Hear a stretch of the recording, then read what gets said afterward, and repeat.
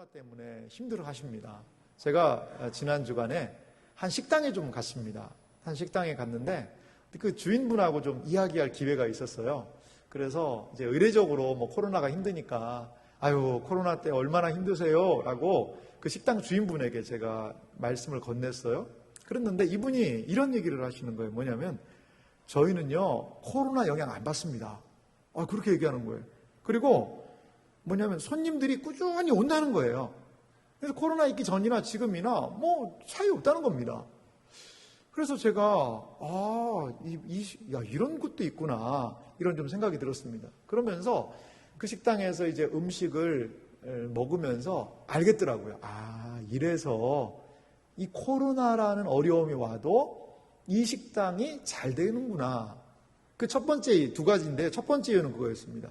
일단요 음식이 맛이 있더라고요. 음식이요 깔끔하게 너무나 잘 나오더라고요. 그래서 같이 식사하신 분들이 너무 맛있다고 그러면서 말도 안 하고 막 음식만 드시는 거예요. 하도 음식이 맛있으니까. 여러분 식당이 아무리 호텔같이 의리의리하고 의자가 좋고 식탁이 뭐로 되어 있고 좋다고 그래도 음식이 맛이 없어요. 그럼 한 번은 속아서 갈 수 있지만 겉에 보고 두 번 가겠습니까? 안 가죠. 식당의 본질은 뭐겠어요? 음식이죠, 음식. 음식이 정갈하고 깨끗하더라고요. 근데요, 음식이 맛이 있는데 홀 하나에다가 사람들을 한 100명씩 밀어 넣어놓으면 이 코로나 시기에 가겠어요? 근데 그 식당은 코로나 이전부터 어떤 식당이냐면 둘이 가도 딱 방을 하나씩 주는 거예요. 3명이 가고 4명이 가도 딱 방 하나에서 다른 외부 손님들하고 겹치지 않게 아예 딱 칸칸이 구분이 다 되어 있으니까 그러니까 코로나가 있어도 자기 지인들하고 딱 앉아서 먹을 수가 있게 되더라는 거죠. 그래서 이 시대에 그래도 음식도 맛있고 그 식당의 본질이죠. 그리고 이 코로나라는 시대라는 이 시기에 또 여러 가지 위험성으로부터도 잘 이 식당이 준비를 했기 때문에 코로나가 와도 이 식당이 버티고 있구나. 별 어려움이 없구나. 그런 생각을 해보았습니다. 하나님께서요, 이 땅에 교회를 세우셨거든요. 하나님께서 이 땅에 교회를 세우시고 그 교회로 하여금 하나님의 뜻을 이 땅에 펼치도록 하십니다. 부모가 자녀를 기대하듯이요. 하나님께서 이 땅에 교회를 세우시고 그 교회를 기대하지 않으실까요? 교회는요, 이 위기 상황일수록 교회는 어려운 상황일수록 무엇을 붙들어야 될까요? 본질을 붙들어야 됩니다. 식당이 그 맛이라는 본질을 붙들듯이. 또 하나, 이 교회는 위기의 상황에서 무엇을 어떻게 감당해야 되느냐? 그 어려운 상황을 극복할 수 있는, 마치 그 집이 칸칸이 방을 열어서 거기에서 안전하게 사람들이 식사를 하게 하듯이 그 시대를 이겨나갈 수 있는 힘을 하나님이 분명히 허락해 주신다는 것을 여러분 믿으시기 바랍니다. 오늘 베드로전서 마지막 석절을 우리가 좀 보고 있는데요. 사실 제가 설립주일을 준비하면서 좀 다른 본문을 가지고 말씀을 준비하다가 이 본문을 가만히 묵상해 보는데 이 본문이 이 말씀이 우리 교회가 붙들어야 되는 가장 중요한 가치를 이 마지막 절에 힘을 주어서 우리에게 권면하고 있구나라는 생각이 들었습니다.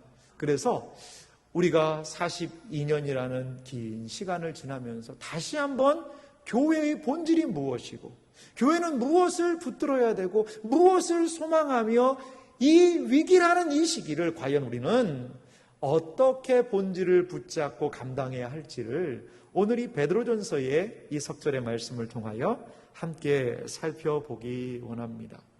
먼저요, 베드로 사도는 이 교회의 현실이 무엇인지를 분명하게 일러주고 있습니다. 이 교회의 현실은 무엇입니까? 바벨론에 있는 교회라고 교회를 소개하고 있습니다. 오늘 베드로전서 5장 13절 말씀을 좀 보면은요, 택하심을 함께 받은 바벨론에 있는 교회가 너희에게 문안하고 내 아들 마가도 그리하느니라. 이 베드로 사도는요, 이 베드로전서의 말씀을 듣고 있고 읽는 성도들을 향해서 한 독특한 단어를 씁니다. 바벨론에 있는 교회래요. 여러분, 바벨론 하면 무슨 생각이 드십니까? 바벨론은요, 이제 구약 성경에 등장하는 한 도시이자 그 국가입니다. 국가인데요. 바벨론 성이 참 유명했고요. 그런데요, 이 바벨론이라는 나라가 남왕국 유다를 멸망하게 한 나라입니다. 이스라엘 백성들이 바벨론에서 70년간 포로 생활했던 그런 나라입니다. 이스라엘 공동체에게 고통을 주고 힘들게 했던 나라가 바로 바벨론이라는 나라입니다.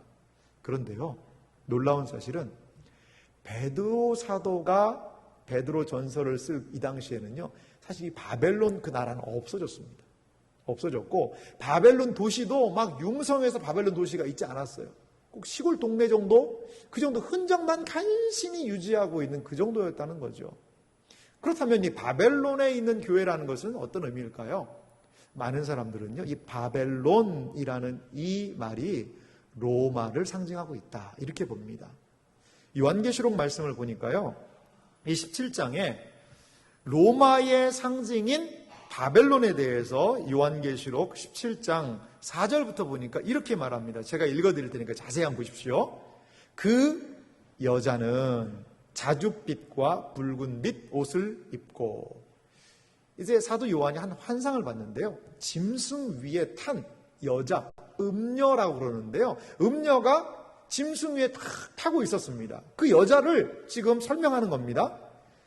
자줏빛 옷, 붉은빛 옷을 입고 금과 보석과 진주로 꾸미고 손에 금잔을 가졌는데 가증한 물건과 그의 음행에 더러운 것들이 가득하더라. 가증한 물건, 음행, 더러운 것들이 그 가득한 그러한 아주 희한한 여자가 짐승을 타고 있는 모습을 봤다는 겁니다. 사도 요한이요. 5절은 이어서 이 여자의 정체를 우리에게서 알려주고 있습니다. 그 여자의 이마에요, 그 여자의 이마에 이름이 기록되어 있는데 뭐라고 되어 있냐면 비밀이라 큰 바벨론이라 땅의 음녀들과 가증한 것들의 어미라 하였더라. 땅의 음녀들과 가증한 것들의 어미라는 것은 우두머리라는 뜻입니다. 이 여자가 누구냐? 큰 바벨론이라는 거죠. 아니, 여자가 어떻게 바벨론이 될 수 있을까요? 바벨론 도시와 같은 역할을 하는 여자라는 의미로 이 여자는요, 바로 누구를 상징하느냐? 로마를 상징한다는 거죠. 이 로마를 상징하는 겁니다. 그러면 이 여자가 한 행동이 무엇일까요? 5절 보니까 이 여자가 이런 행동을 했습니다. 6절 말씀을 좀 보면은요, 또 내가 보매 이 여자의 행동입니다. 성도들의 피와 예수의 증인들의 피에 취한지라. 내가 그 여자를 보고 놀랍게 여기고 크게 놀랍게 여기니.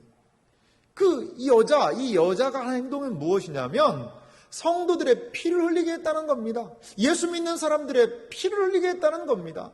죽이고 박해하고. 이것은 무엇일까요? 로마가요, 이 로마라는 나라가 믿는 그리스도인들을 향하여서 엄청난 박해를 냈습니다. 그 로마를 여인으로 형상화하고 그 여인을 바벨론이다 라고 이렇게 성경이 말씀하고 있습니다. 그렇습니다. 바로 이 바벨론은 그리스도인들이 박해받고 있는 상황을 일컫는 단어였다는 것입니다. 바벨론의 교회가 있다. 어떤 의미일까요? 그 교회가 박해받고 있고 이 세상으로 인하여서 죽고 많은 어려움, 신앙을 지키는데 어려움을 당하고 있는 그 교회의 모습을 볼 수가 있다는 것이지요. 하지만요, 13절 초반부에 보면 그 교회에 한 소망이 좀 발견되는 것 같아요. 그 바벨론의 교회가 있긴 한데 13절 말씀 보시면요, 택하심을 함께 받은 이라는 단어가 등장합니다.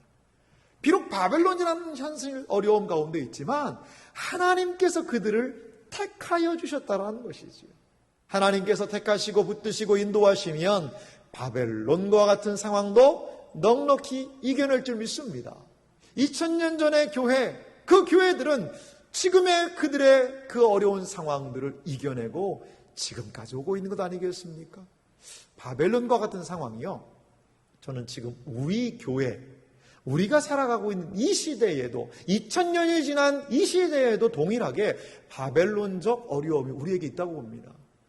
우리 시대는요, 이 기독교 신앙에 대한 노골적인 비난이 존재합니다.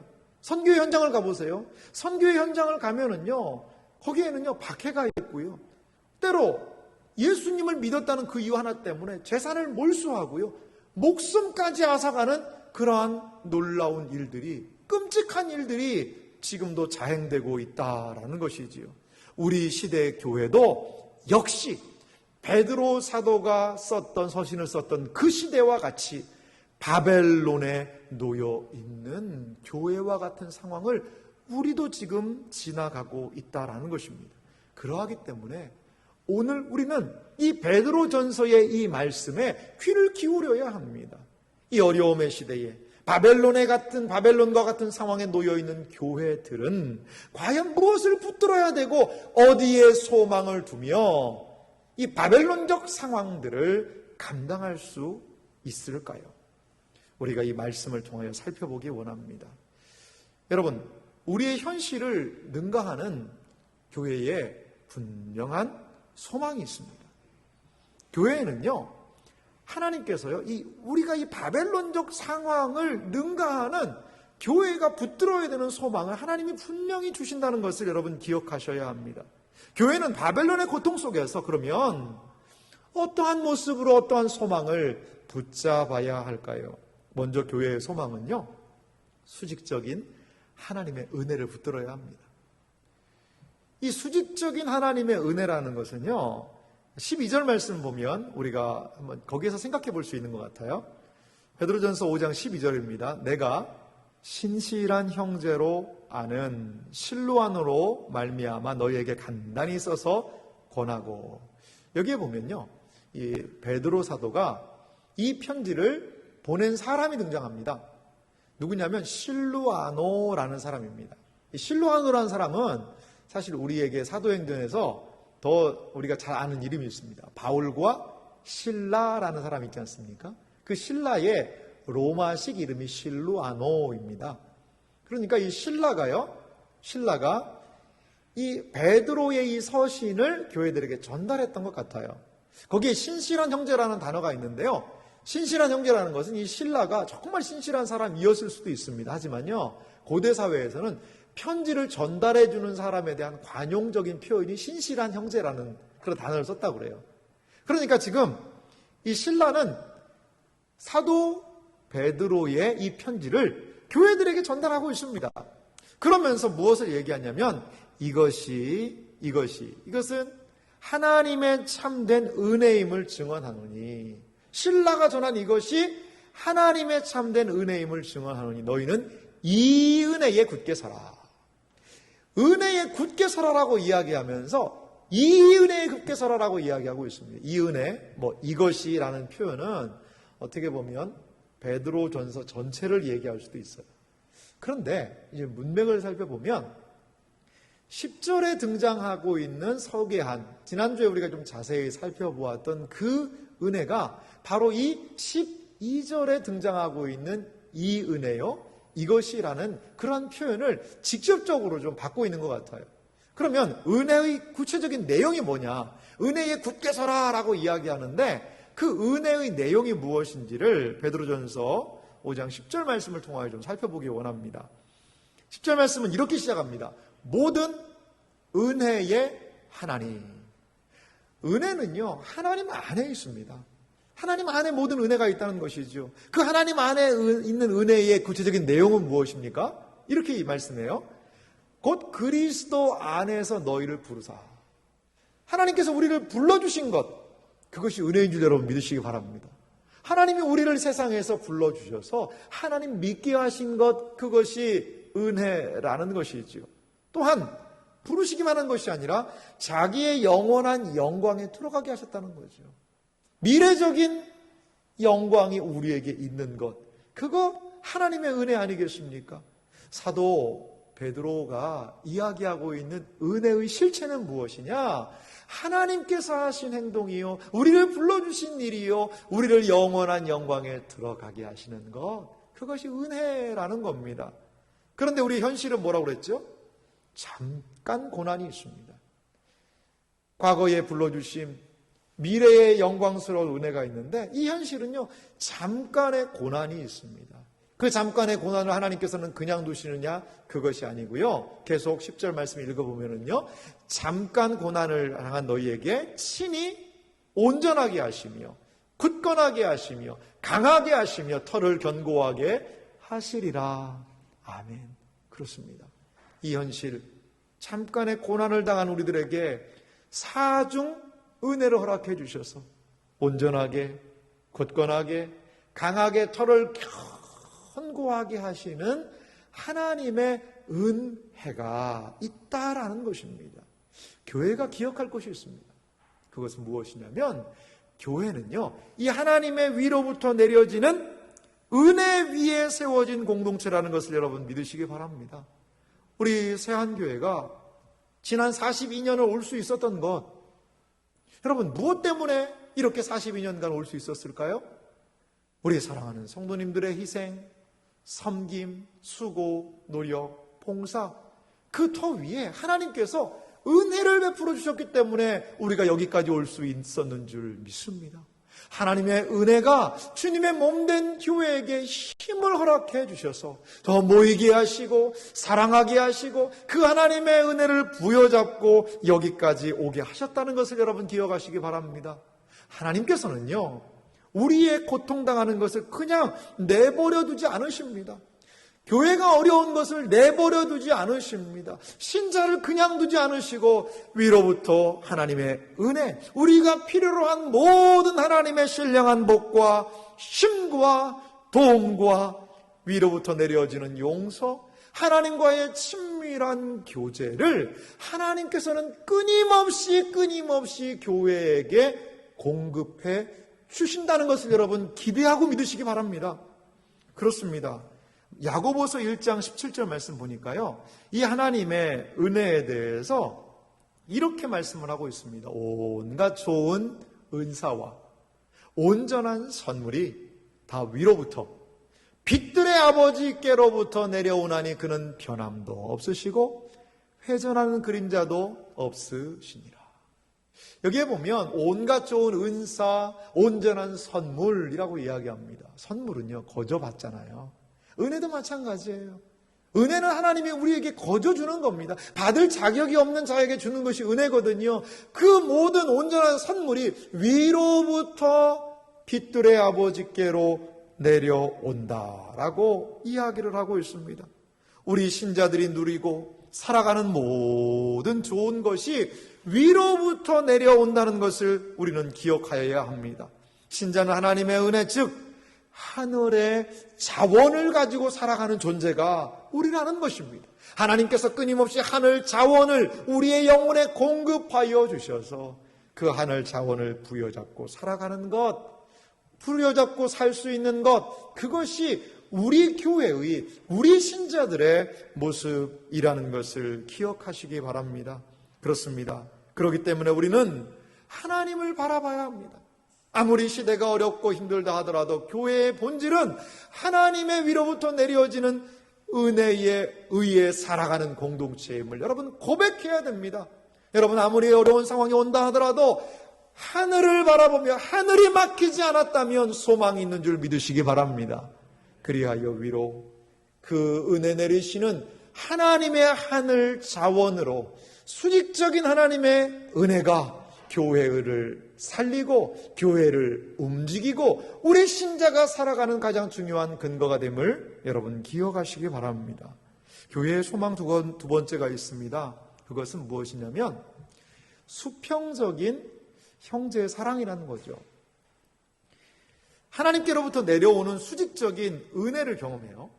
그러면 이 수직적인 은혜를 경험한 신자들은요, 그 은혜를 근거로 해서 어떠한 방향으로 나아가게 되냐면 이 수평적인 사랑을 나타내는 공동체가 되어야 한다는 겁니다. 오늘 우리의 본문 베드로전서 5장 14절 말씀은 이렇게 말씀하고 있습니다. 너희는 사랑의 입맞춤으로 서로 무난하라. 그리스도 안에 있는 너희 모든 이에게 평강이 있을지어다. 베드로 사도는요, 이 베드로전서의 가장 마지막 말씀, 마지막 성경 구절을 너희는 사랑의 입맞춤으로 서로 무난하라 이렇게 이야기합니다. 지금 우리에게 일상적인 것은 악수로 하지 않습니까? 고개를 해서 목례를 하기도 하고 우리의 전통은 절하는 것이기도 하고. 그런데 이 당시의 사람들은 서로 안아주고 그리고 그 볼을 부비면서 그렇게 인사하는 그런 풍습이 이들에게 있었던 것 같아요. 그러니까 수직적으로 내려지는 하나님의 은혜를 경험한 사람은 반드시 사랑의 입맞춤으로 서로 문안하는 것, 서로 형제 사랑으로 하나님의 이 수직적인 은혜가 형제를 사랑하는 모습으로 나타나야 한다는 겁니다. 수직적인 하나님의 은혜는요, 신자로 하여금 수평적인 형제 사랑을 가능하게 된다라는 것입니다. 예수님께서는요, 우리 신자들이 서로 사랑하게 될 때 우리가 예수님의 제자가 될 수 있다라고 말씀하셨어요. 요한복음 13장 34절 말씀 보니까 예수님이 이렇게 말씀하십니다. 새 계명을 너희에게 주노니 서로 사랑하라. 내가 너희를 사랑한 것 같이 너희도 서로 사랑하라. 예수님께서요, 새 계명을 주셨대요.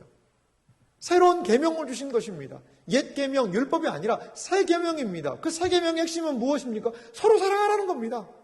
그러면서 35절 말씀은 이렇게 이어서 말씀합니다. 우리 한 목소리로 같이 한번 읽어볼까요? 같이 읽겠습니다.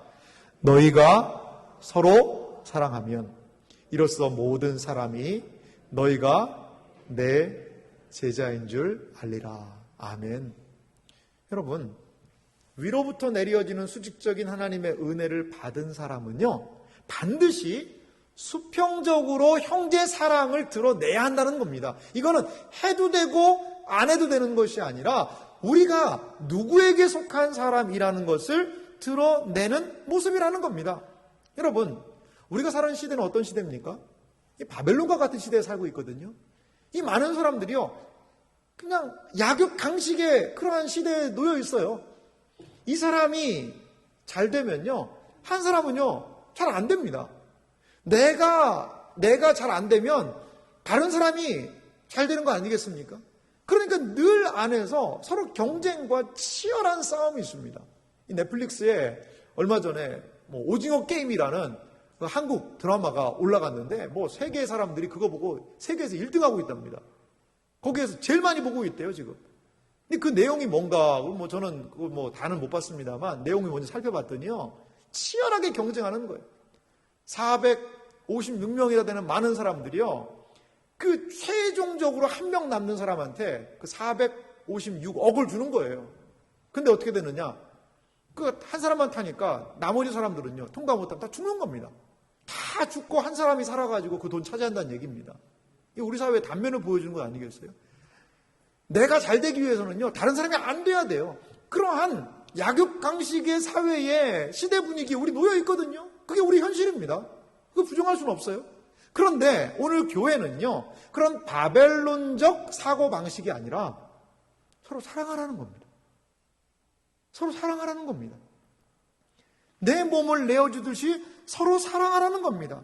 이 교회에는 바벨론적인 방식이 다스리는 곳이 아니라 하나님의 새 계명이, 사랑의 방식이, 사랑의 법칙이 우리 교회를 지배하고 있다는 것을 여러분 믿으시기 바랍니다. 교회는요, 어떻게 이 시대에서 어려움들을 이겨나갈 수 있을까요? 그것은 위로부터 내려지는 하나님의 은혜를 꽉 붙들어야 됩니다. 그리고 우리 교회에 있는 내적, 외적 어려움들은 서로 사랑하면서 이 어려움들을 이겨내야 한다는 것입니다. 이것이 바로 2000년 동안 교회가 세상에 존재하고 살아남은 방식이라는 것이지요. 갈라디아서 5장 13절의 말씀을 보니까요, 이 사랑에 대하여서 더욱더 구체적으로 강하게 이렇게 권면합니다. 형제들아, 너희가 자유를 위하여 부르심을 입었으나 그러나 그 자유로 육체의 기회를 삼지 말고 오직 사랑으로 서로 종 노릇하라. 우리는 예수님 때문에 죄와 사망의 권세에서 그 속박 속에서 자유를 경험한 사람 아닙니까? 새가 그 올무에서 벗어나듯이 우리에게는 자유가 있습니다. 그런데 오늘 본문에 보니까 종노릇하래요. 아니, 나에게 자유가 있는데 무슨 종노릇을 하란 말입니까? 무엇을 위해서 종이 되라는 것입니까? 바로 사랑하기 위해서 나의 자유를 제한하면서까지도 나의 형제와 자매를 사랑하라라고 이야기하고 있습니다. 사랑을 위해서 종이 되고 섬김을 위해서 종이 되고 서로 사랑하기 위해서 나의 자유까지도 제한하면서 그러면서 섬길 때에 거기에서 하나님의 놀라운 은혜와 은총의 역사가 경험된다라고 오늘 성경이 이야기하고 있는 것입니다. 제가 참 좋아하는 찬양이 있는데 이 사랑의 나눔이라는 그 찬양입니다. 그 가사를 보면은요, 사랑의 나눔 있는 곳에 하나님께서 계시도다. 너무나 간단한 가사인데 이 의미는 너무나 큰 것 같아요. 사랑의 나눔 있는 곳에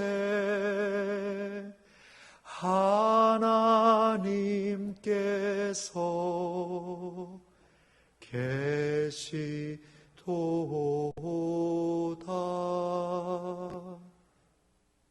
우리가 서로 사랑할 때 거기에서 하나님의 은혜가 거기에 깃들게 되더라는 것입니다.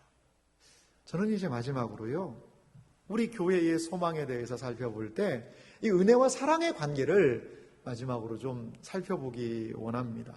그렇다면요, 이 수직적인 하나님의 은혜, 그리고 이 수평적인 형제 사랑의 관계는 어떻게 지어질까를 살펴보기 원하는데요. 디모데전서 1장 14절에 보니까 이 둘을 이렇게 좀 비교하고 있습니다.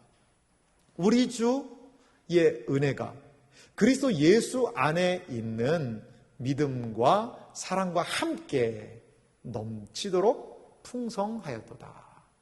여기에 보면은요, 놀랍게 주의 은혜가, 하나님의 은혜가요, 그리스도 예수 안에 있는 믿음과 사랑과 함께 넘치도록 풍성했다는 겁니다. 은혜가 풍성한 곳에 뭐가 있죠? 믿음과 사랑이 함께 있는 겁니다. 특히 오늘은 이제 사랑에 대해서 우리가 좀 살펴보고 있으니까요, 주님의 은혜와 우리가 서로 사랑하는 것은요, 함께 간다는 겁니다. 하나님께서요, 충만하게 우리를 사랑하게, 충만하게 은혜를 베풀어 주시면요, 그 은혜의 힘은 우리가 형제와 자매를 사랑하는 것으로 나타나게 된다는 겁니다. 그리고 형제 자매를 우리가 서로 사랑하고 우리가 하나가 될 때 그 안에는 무엇이 가득하게 될까요? 하나님의 부어주시는 은혜가 또 가득하게 된 겁니다. 저는 그래서 이것을요, 사랑과 은혜는 상호 선순환이 이루어진다고 봐요. 하나님의 큰 은혜를 받았어요. 그것은 우리로 하여금 형제자매를 사랑하게 해요. 형제자매를 사랑해요. 그러면 거기에서 또한 하나님의 은혜가 있어요. 하나님의 은혜가 크니 그 은혜의 힘으로 형제자매를 사랑할 수 있게 되더라는 것이죠. 이러한 은혜와 사랑의 선순환이 이루어지고 있다는 것을 우리는 생각해 볼 필요가 있습니다. 그러면 우선순위는 뭐냐? 뭐가 먼저냐? 저는 은혜가 먼저라고 봐요. 요한일서 3장 16절에 보니까 이 순서의 문제를 이렇게 좀 다루고 있습니다. 그가 우리를 위하여 목숨을 버리셨으니, 예수 그리스도의 십자가의 구속의 은혜거든요. 자, 예수님이 우리를 위해 목숨을 버리신 것, 하나님의 은혜죠.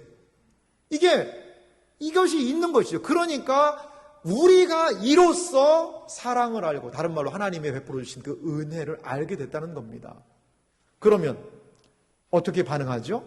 우리도 형제를 위하여 목숨을 버리는 것이 마땅하니라. 하나님의 은혜가 우리에게 임하자 하나님의 은혜를 알고 우리도 형제를 위하여 목숨을 버리는 것, 형제 사랑하는 것이 마땅하다라는 것입니다. 하나님의 은혜를 받았으면 그 은혜는 반드시 형제 사랑으로 드러나야 한다는 것을 여러분 믿으시기 바랍니다. 그렇기 때문에 교회는요, 은혜가 왕노릇해야 합니다. 교회 안에는 은혜가 충만해야 합니다. 로마서 5장 21절은 우리에게 이렇게 말씀하고 있습니다. 이는 죄가 사망 안에서 왕노릇한 것 같이 은혜도 또한 의로 말미암아 왕노릇하여 우리 주 예수 그리스도로 말미암아 영생에 이르게 하려 함이라. 이 세상은요, 죄가요 사망 안에서 왕노릇합니다. 많은 사람들이요, 죽지 못해서 살아가고 있지 않습니까?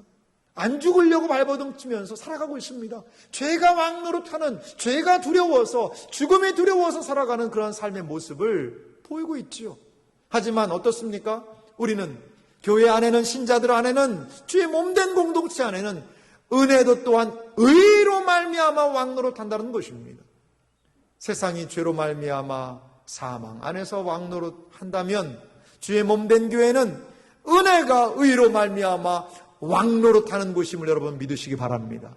하나님의 은혜를 교회는 붙잡아야 합니다. 은혜가 우선입니다. 은혜를 교회는 간직하여야 한다는 것입니다.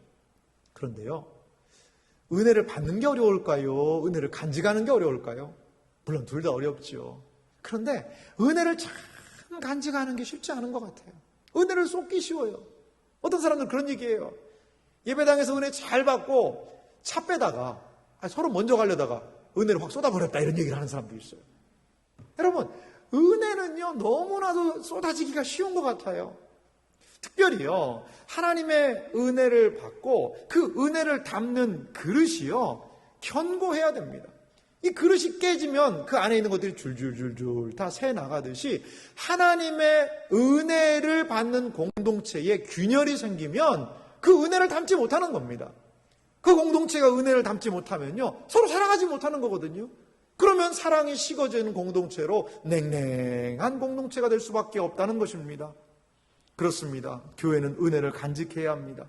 은혜를 소중히 여겨야 합니다. 그래서 은혜를 흐트러뜨리는 그러한 언행심사를 늘 주의해야 돼요. 그래서 나의 입술의 모든 말과 나의 마음의 생각이, 묵상이 주님께 온전히 연락되는 심정으로 서로 돌아보고 사랑과 선행을 격려하는 공동체가 되어야 한다는 것이지요. 그러할 때에 신자는 형제 사랑을 통해서 은혜를 담는 그 그릇이 견고해지고 그 견고한 그릇 안에 하나님께서는 충만한 은혜를 늘 공급해 주시게 되더라는 겁니다.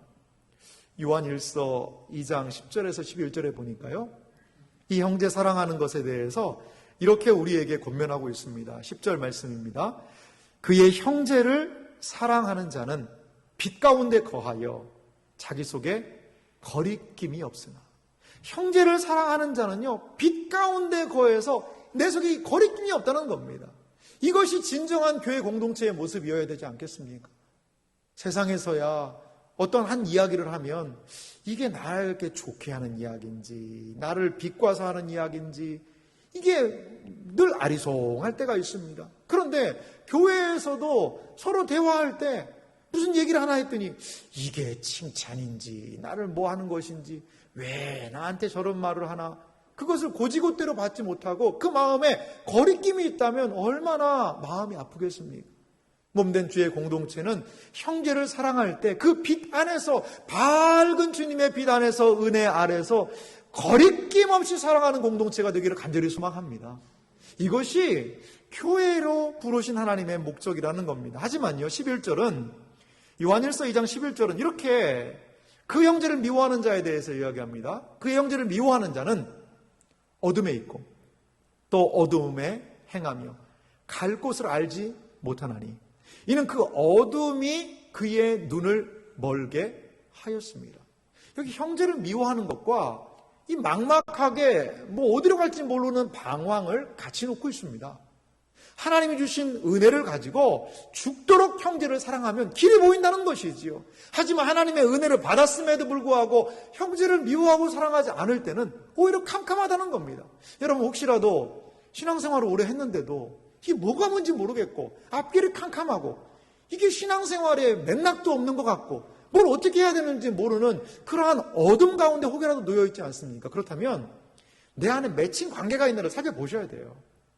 이 형제자매와의 관계 속에서 하나님은 우리의 신앙의 길을 더 선명하게 하실 수 있다는 것을 여러분 믿으시기 바랍니다.